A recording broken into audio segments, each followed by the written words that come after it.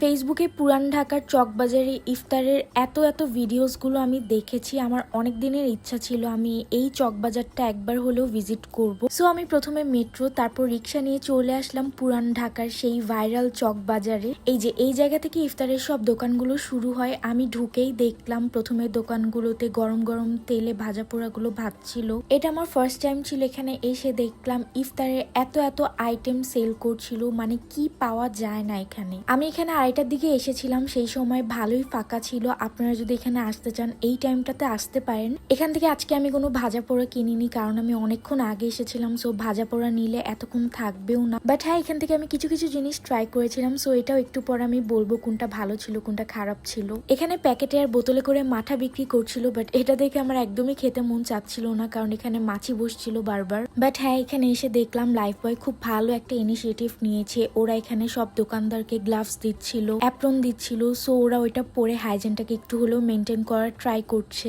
এখানে এসে দেখলাম দই বড়া অনেকগুলো দোকান আছে। মামা খুব মজা করে আমার সামনে এই দই বড়াটা বানাচ্ছিল, বাট আমি দই বড়ার খুব বড় একটা ফ্যান না, তাই আমার এখানে আজকে কোনো দই বড়া নেওয়া হয়নি। এই যে আরো অনেক দই বড়া, দেখতে তো ইয়াম্মি লাগে, কিন্তু আমার এটা টেস্ট খুব একটা ভাল লাগে না। তারপর এখানে খুব সুন্দর করে কালারফুল ফালুদাগুলো সাজিয়ে রেখেছিল, আর ঠিক পাশের দোকানে বাদাম আর মহব্বতের শরবত বিক্রি করছিল। বাদামেরও যে কত শরবতের টাইপ ছিল, এই যে কাশ্মীরি পেস্তা, মালাই পেস্তা, আরো যে কত টাইপ ছিল। আমি এখান থেকে পেস্তা বাদামের শরবতটা নিয়েছিলাম। এখানকার ভাইয়ারাও বলল যে এটা বেশি মজা হবে। ওনারা যেহেতু অনেস্ট রিভিউ দিয়েছিল, তাই আমি পেস্তা বাদামের শরবতটাই নিয়েছিলাম। আমার কাছে এটার টেস্ট আহামরি অনেক মজার লাগেনি, আবার খারাপও না। ঠান্ডা খেলে ভালোই লাগে। বাদামের এই ছোট বোতল দুইটা নিয়েছিলাম, এক একটার প্রাইস 100 টাকা করে ছিল। তারপর জায়গায় লাইফ বয়ের এই বেসিনগুলো ছিল, আমি একটু পরে দেখাচ্ছি। আরো এখানে কাবাবের অনেক অপশন ছিল, কাবাবগুলো মজার। তারপরে আস্ত মুরগি বিক্রি করছিল, এটা কিমা পরোটা ছিল।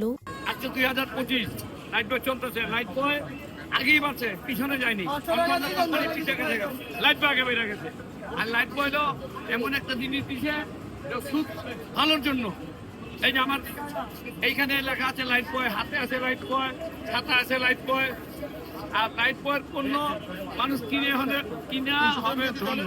তারপর আরো ঘুরে দোকানগুলো দেখছিলাম। এখানে এত আইটেমের অপশন আছে, দোকানগুলো শেষই হচ্ছিল না। তারপর এই কাবাবটাও নিয়েছিলাম, আমার কাছে মোটামুটি লেগেছে, তোমরা চাইলে এটা ট্রাই করতে পারো। তারপর ফাইনালি পুরান ঢাকার বড় বাপের পোলা কি খায় সেটা দেখছিলাম। এই যে যাদের মুখে আসি তারাই খাবেন, আমাদের শিক্ষিত কাছে।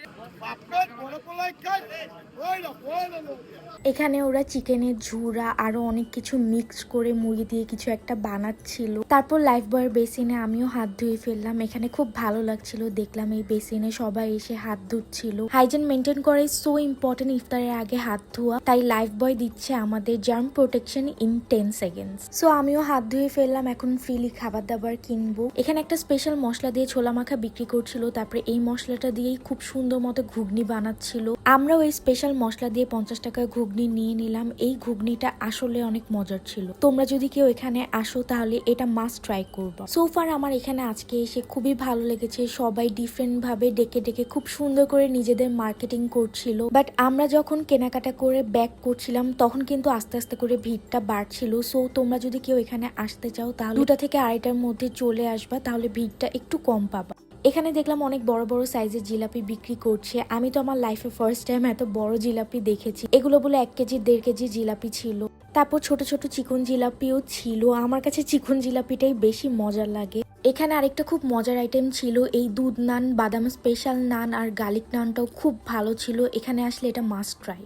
তারপর আমি এই মামার দোকান থেকে পনির নিয়েছিলাম। উনি দেখলাম খুব সুন্দর করে ঢেকে হাইজিন মেনটেন করে পনিরগুলো বিক্রি করছিল। পরে এখান থেকে একটু পনির নেই। So yeah, that's it for today's video. আল্লাহ হাফেজ।